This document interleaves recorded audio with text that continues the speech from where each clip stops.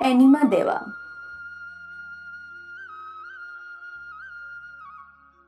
ছাগলের মল যদি নির্গত হওয়া বন্ধ হয়ে যায় অথবা বিষাক্ত পদার্থ খেয়ে নেওয়ার আশঙ্কা থাকে, তাহলে মলদ্বার দিয়ে একটি নল ঢুকিয়ে জল বের করে পেট পরিষ্কার করাকে এনিমা বলা হয়। এনিমা ব্যবস্থা থাকা প্রয়োজন। যদি ব্যবস্থা না থাকে তাহলে যে কোনো পাত্রের মধ্যে ছিদ্র করে পাইপ ঢুকিয়ে ঘরে বসেই তৈরি করা যায়। প্রথমে পাইপটির যে প্রান্ত মলদ্বারে ঢুকবে সেই প্রান্তটি তেল বা অন্য কোনো পদার্থ লাগিয়ে পিচ্ছিল করে নিতে হবে, যাতে সেটি সহজেই মলদ্বারের ভিতরে প্রবেশ করতে পারে।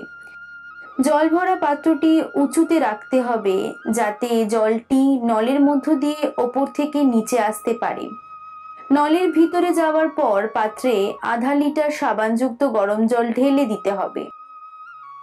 নলের মধ্য দিয়ে গরম জল যেতে গিয়ে যদি অসুবিধা হয় তাহলে নলটি একবার বাইরে বের করে মিলিয়ে দেখে পুনরায় প্রবেশ করতে হবে।